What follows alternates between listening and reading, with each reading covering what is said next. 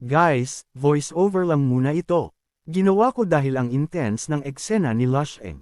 Kapag nagustuhan ninyo, ituloy natin ang mga susunod. Lu Sheng. Sino ba si Lu Sheng?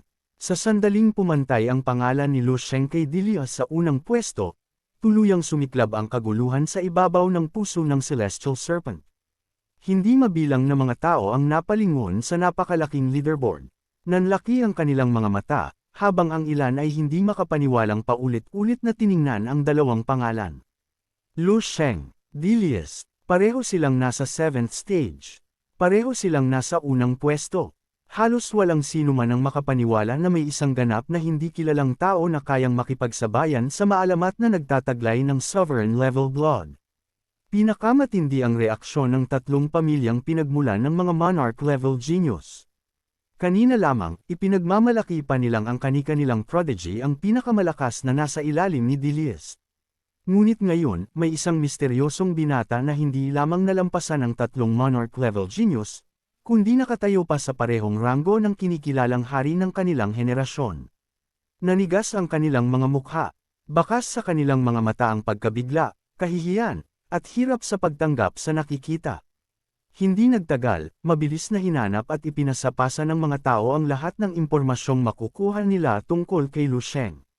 Doon nila nalaman ang mas nakakagulat na katotohanan.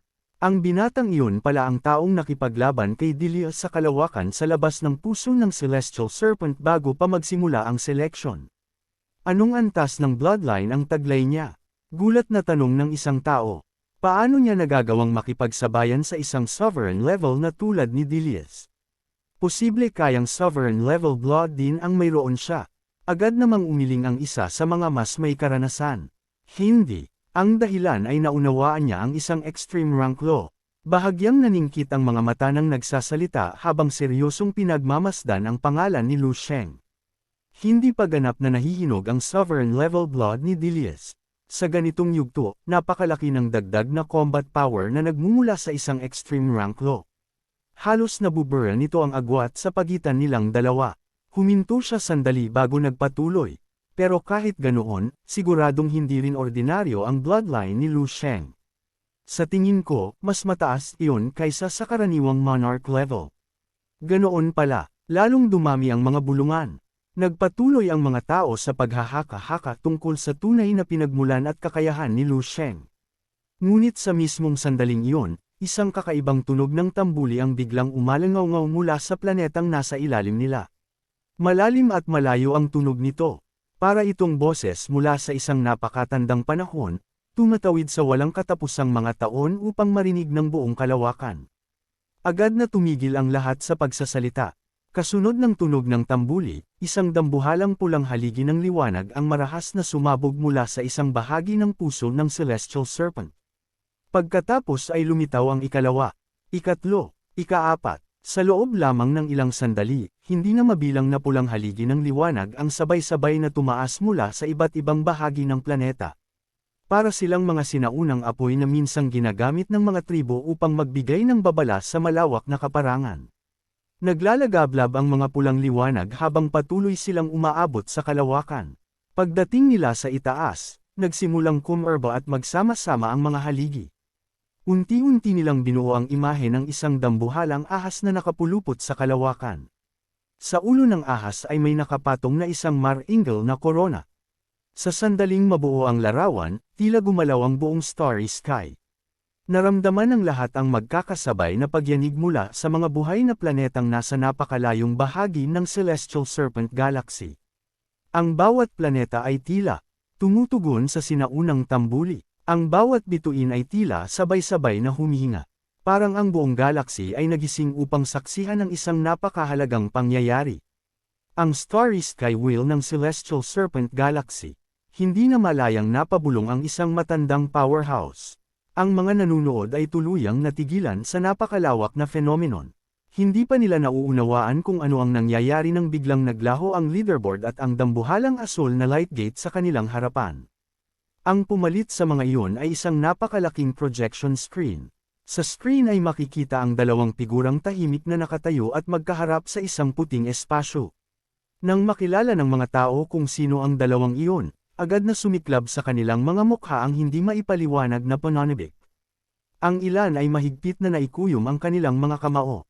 Ang iba ay napalapit ng hindi namamalayan, na parabang natatakot silang may malaktawan sa susunod na mangyayari. Pati ba ang Celestial Throne, gusto ring panuurin ang labanan nilang dalawa.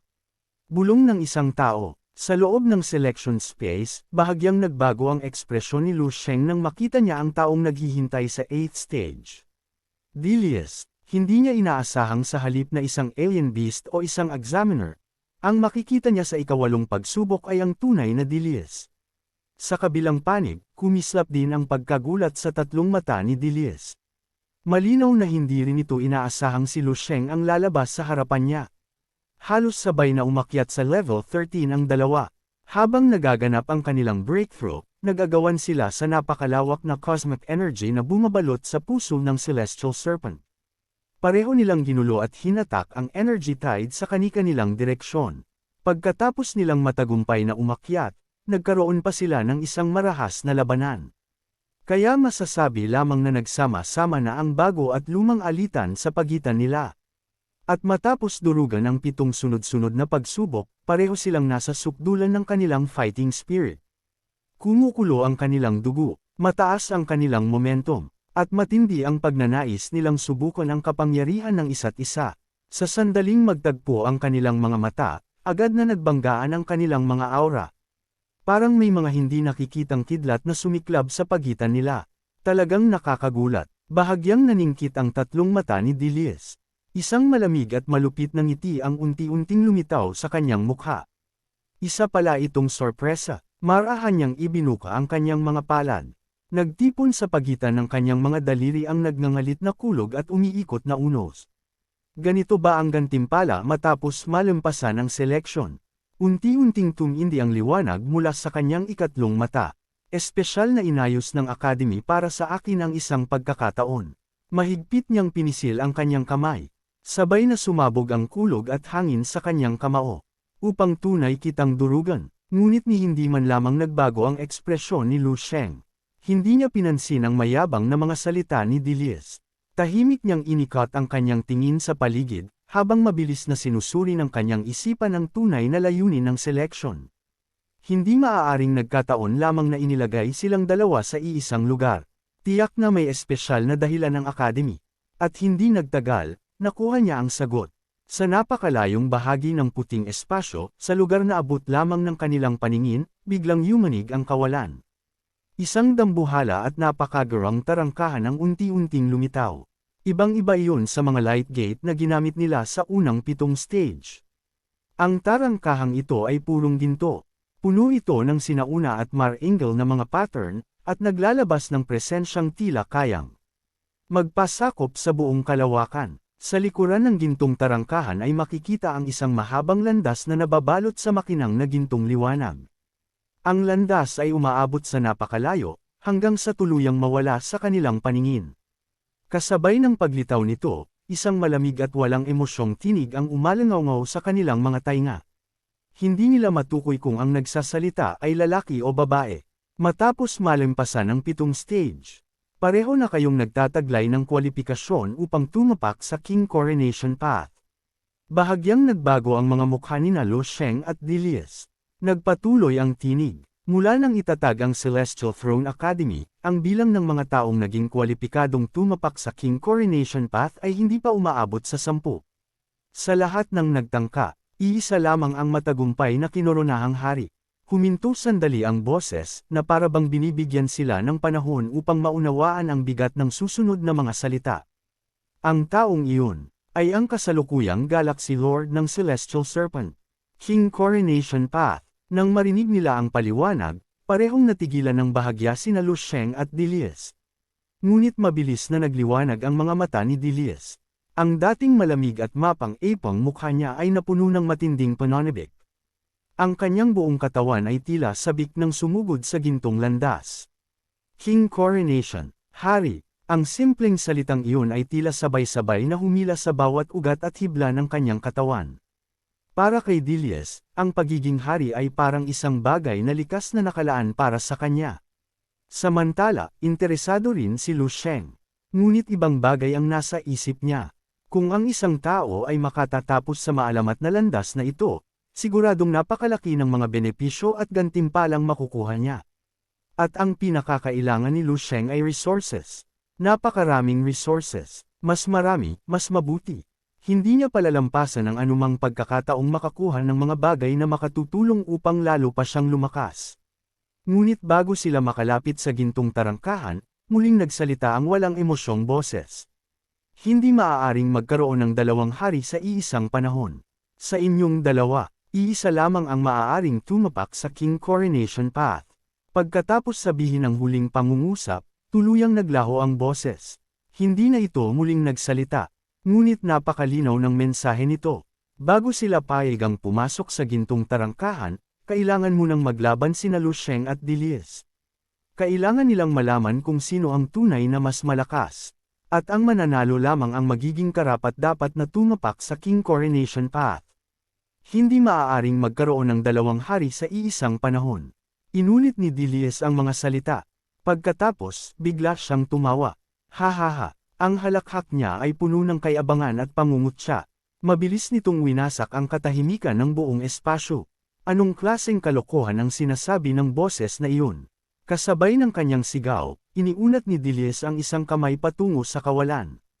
Mula sa loob ng espasyo ay biglang lumitaw ang isang dambuhalang battle halberd na purong itim. Mahaba at mabigat ang sandata. Ang matalim nitong talam ay naglalabas ng malamig na liwanag na tila kayang humiwa maging sa mga bituin. Mahigpit yung hinawakan ni Dilies. Mariin niyang itinuon kay Lu Sheng ang kanyang tatlong mata. Ang kanyang tingin ay kasing talam ng isang makalangit na espada.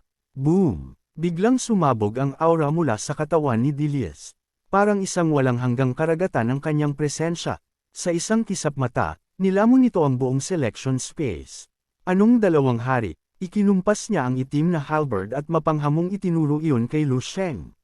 Sa buong henerasyong ito ng Celestial Serpent, dahan-daang, lumawak ang kanyang ngiti, mula simula hanggang wakas, iisa lamang ang hari, at ang haring iyon, ay ako, si Dilies.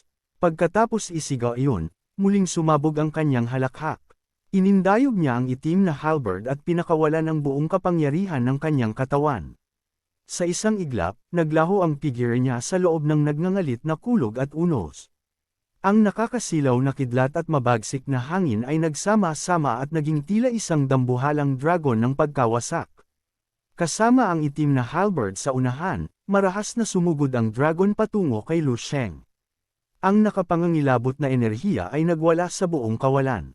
Sa loob lamang ng isang sandali, ang panlabas na bahagi ng espasyo ay napunit at nadurog. Ang dating maliwanag at puting mundo ay mabilis na dumilim. Napuno ito ng nagngangalit na kidlat, makapal na ulap, umiikot na unos, at magulong puwersa ng pagkawasak. Ang buong lugar ay tila naging personal na kaharian ni Dilies.